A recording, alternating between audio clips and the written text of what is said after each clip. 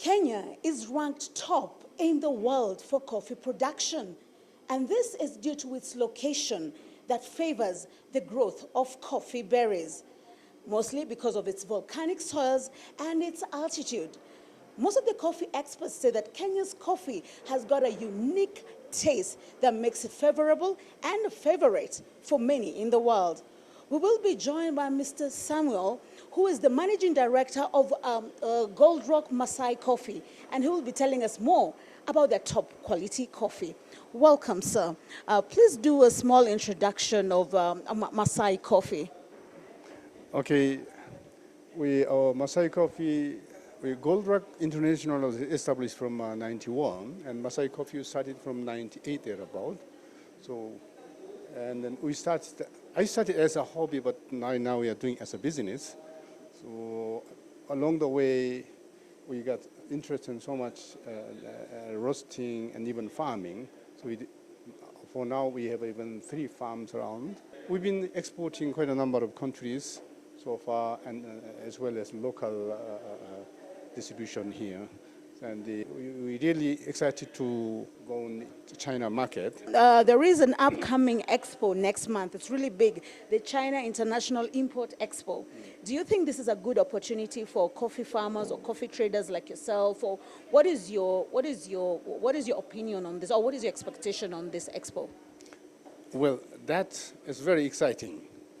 China market, we've been really dreaming for, and if you think about population as well.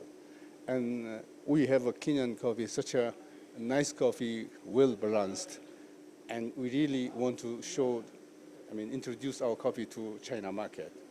And then it's not only for us, I think all other coffee dealers or farmers, I think they should look for that market. Perhaps you can also take us through this, I can see there are red beans here, black. What does this mean? What's the difference? Oh, okay. This is called cherry. Is freshly now plucked from the coffee tree. Yeah, this is I think one of the good things in Kenyan coffee.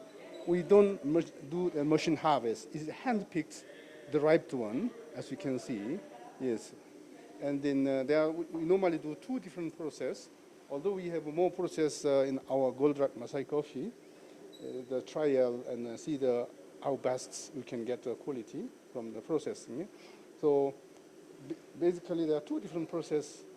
There's a dry process and wet process. Dry process, we call it the natural coffee. This is dried.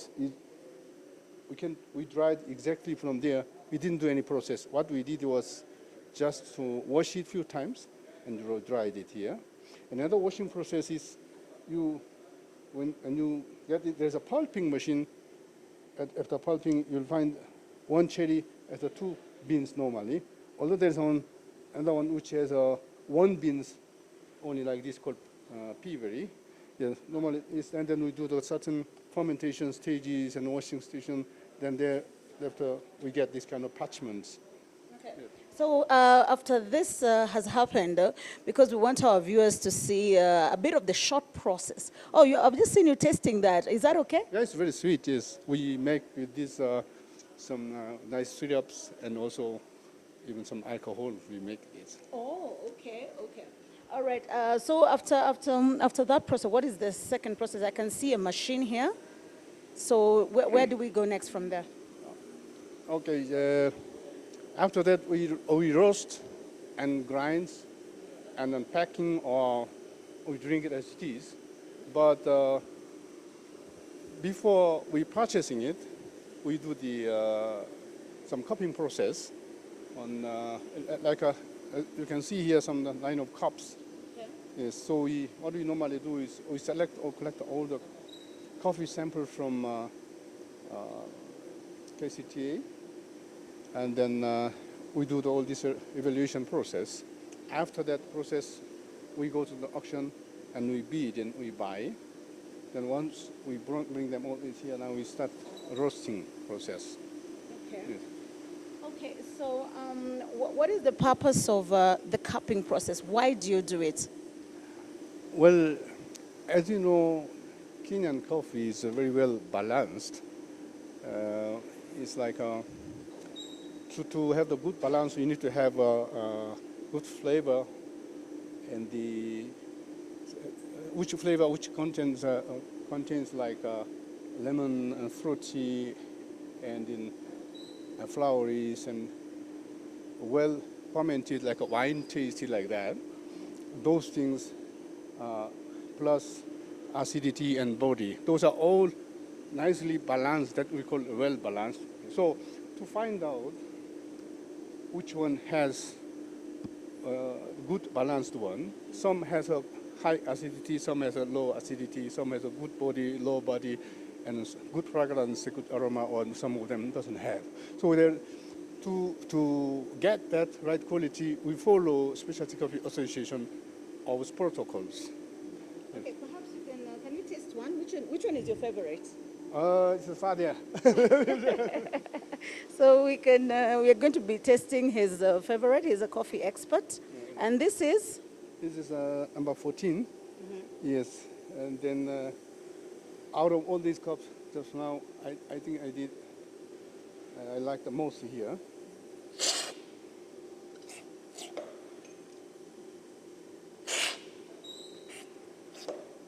Yes, I can see this is still very good flavor. It's holding.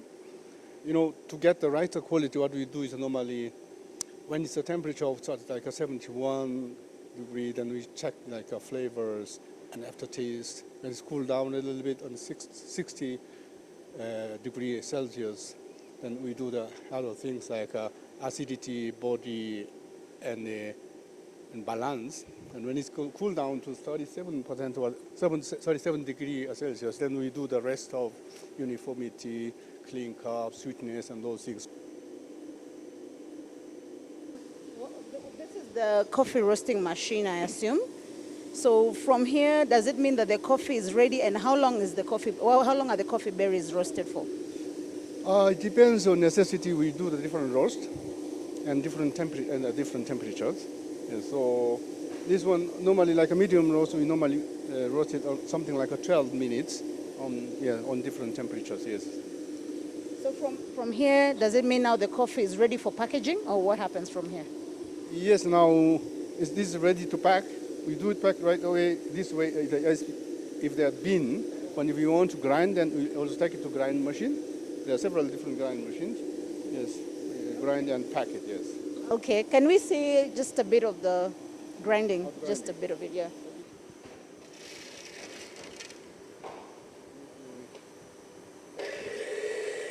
So this is a small-scale grinding machine? This is small scale shop grinder, more or less. We use it for our cupping process. Yes. Okay. Okay, just go ahead.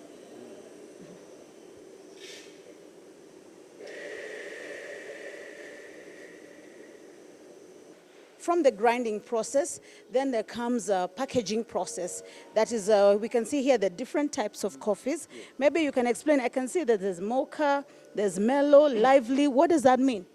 Okay. We did some of them. We did a different branding and then blend as well. This is like a purely AA with it's a bean or coarse ground on. We used double A, and then this is we made it as a. You saw the one bean inside cherry. Yeah? This is made from that cherry. I mean that bean. This is called pea berry. This is called mocha espresso. This one we made it purposely for the machine operators, for barista, yes, and mocha pot and so on. But I can see that there's a lively, exciting. Does this mean that when enticing, does it mean that when one drinks this coffee, they'll feel excited, or what does that mean? Exactly, yes. We'll make it, yes, like this one, you drink it, make it a little bit stronger, kind of blending. We did it, so it will wake up, you feel like a wake up quickly, yeah? Okay. Yes. And the other one? And this is, when I told you about we grow one from the about 2,100 above sea level, using the hot spring water. This is what we use, and then we did a natural process mostly. So, purely from our farm, but this one is decaffeinated coffee. So the caffeine level is quite low, below 2, yes. Okay. Okay. So that, from there it means now we go into the what would be a typical coffee restaurant, right? We have a barista here. Please introduce yourself. I'm Kelvin Mungai. Okay, Kelvin.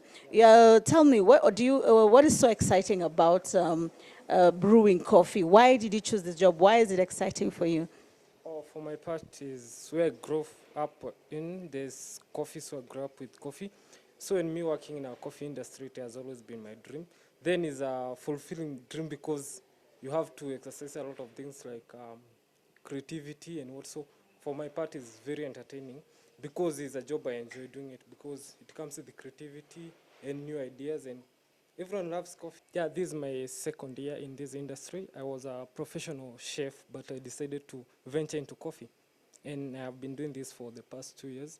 And my most memorable is I once served the Korean Prime Minister my own coffee, and he liked it.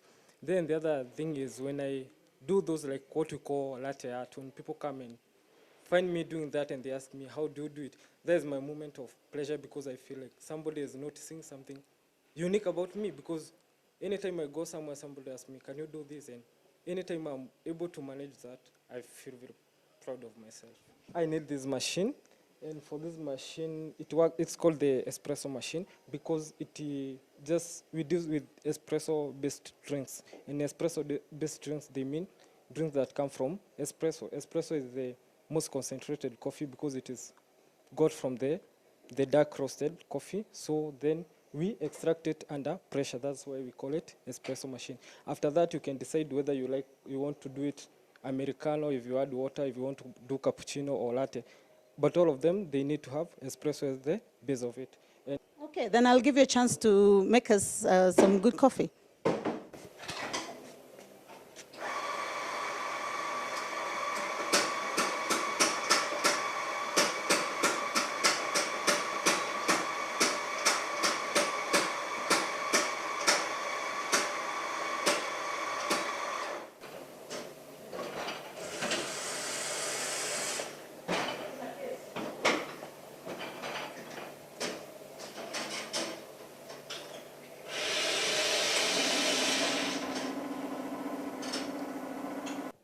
So could you just explain what you're doing now? so for the start, I have to sell this milk so that I can mix the steamed milk with the froth. It become even, like smooth, and I remove the excess air bubbles. Then I try to mix this by contrasting the color white and the brown color in the coffee, and that's what I'm gonna use to bring about either a flour or whatever I want to make. And finally, I get the pleasure to taste and sample this delicious Masai coffee.